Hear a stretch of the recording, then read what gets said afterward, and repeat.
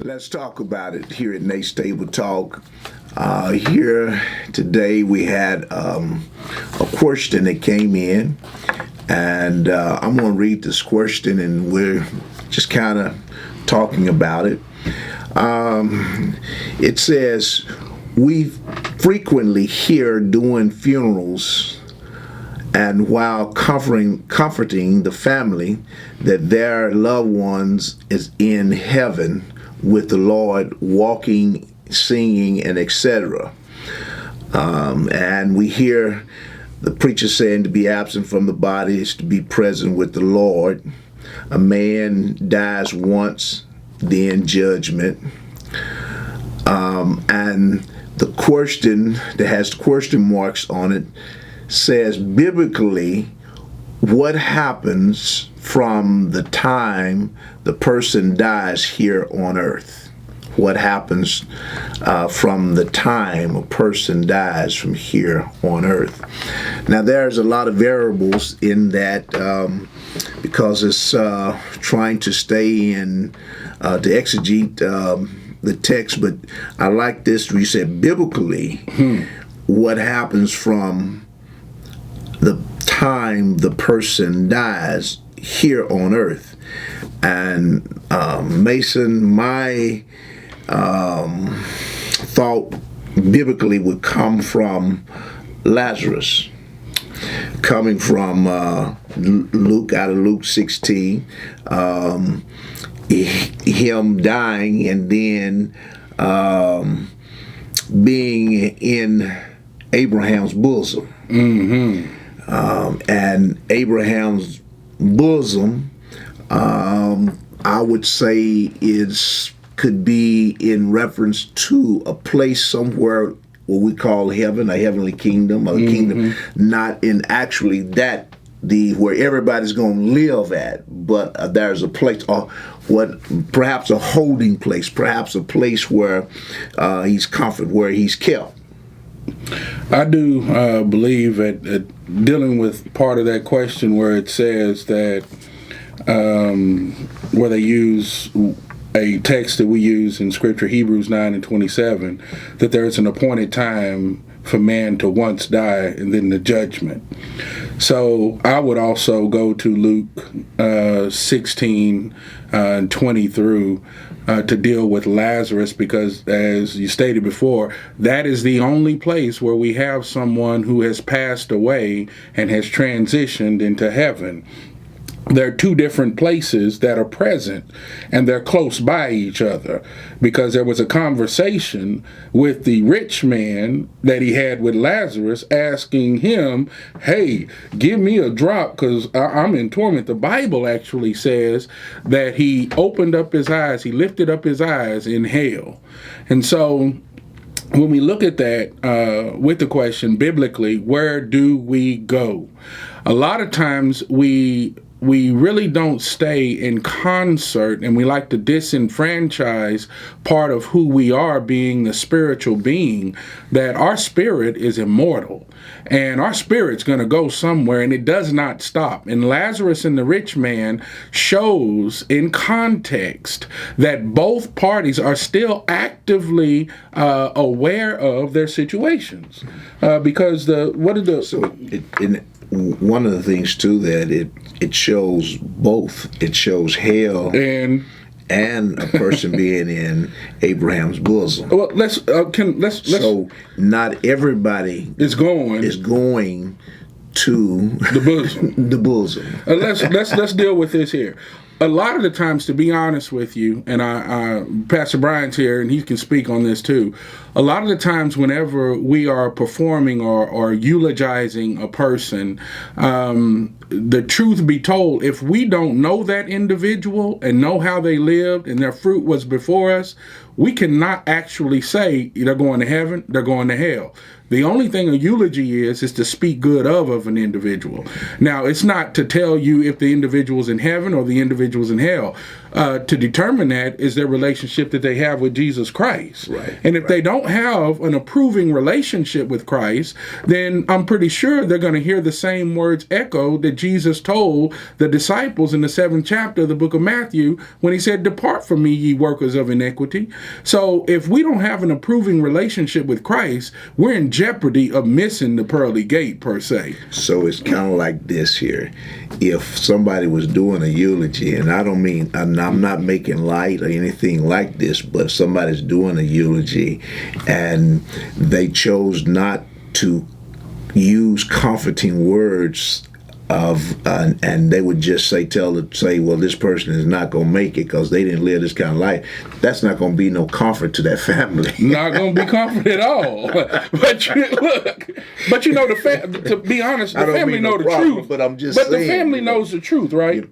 Well, they may not. They may live in another state or whatever. But I'm just saying that, it's the whole thing is to comfort that family, and you use comforting words. So sometime one might go beyond what should be going for is biblically within the text. Within the text of what it means. To give you comfort. So when we look at this text, and like Doc and I, we have discussed this question, and it is way more complex, which would take up the majority of the time here to even, unpack it like that.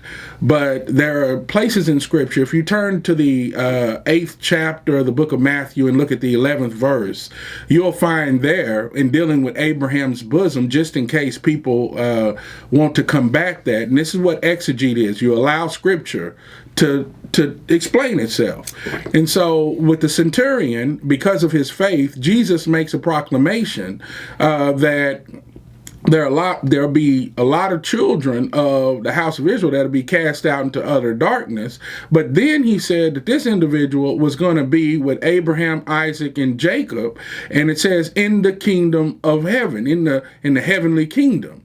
So if this is a place, meaning that Abraham, Isaac, and Jacob have already died. They're gone. They're wherever they need to be. But it's evident that they are in a place that is conscious, because we see Abraham again in the Mount Transfiguration.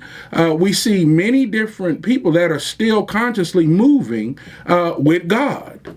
So, and even in that text there, it shows again two different places. Those who are not of that part, they go into the outer darkness of gnashing of teeth, which we call hell. So wait a minute, but what about those that don't believe that hell exists?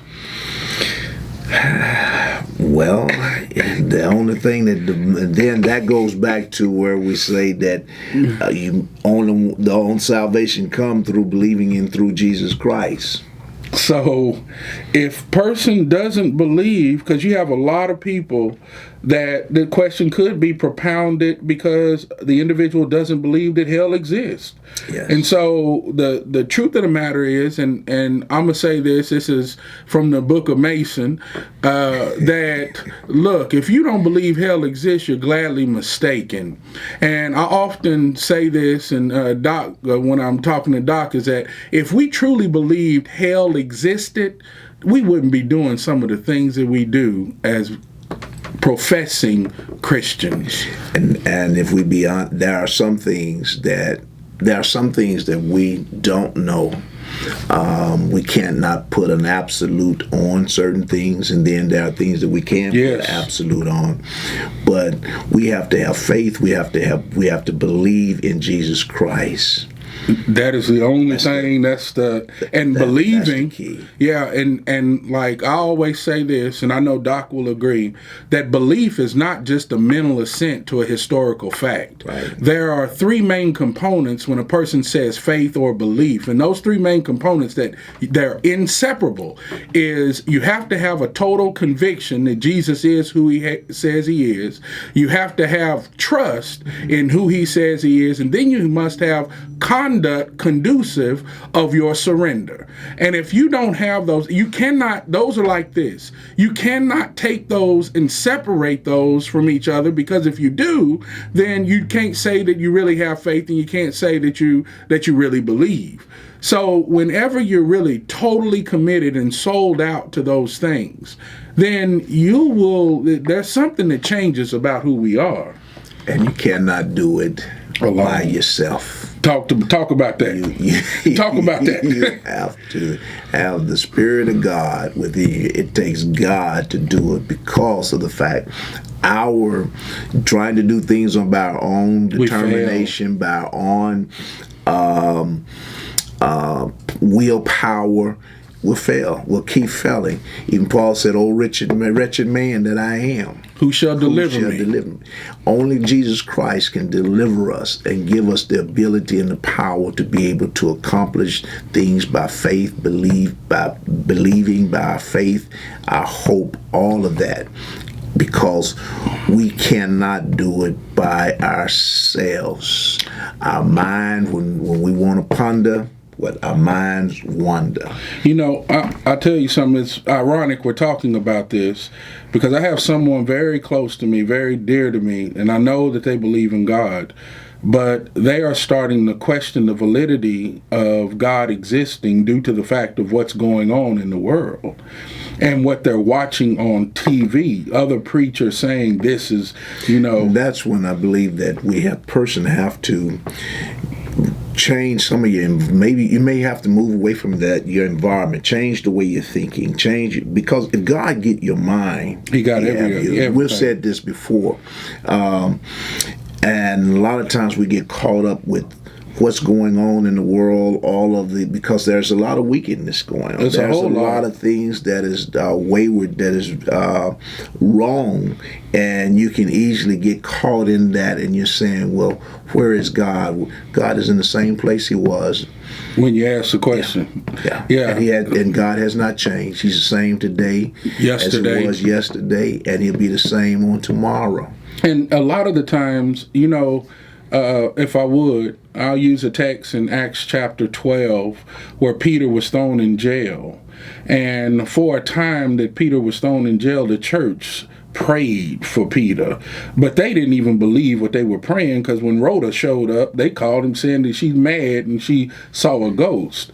And so sometimes God takes us through some things, but then he'll show up to increase our faith, because when God delivered Peter out of jail, he disappeared when he put him back on the road again.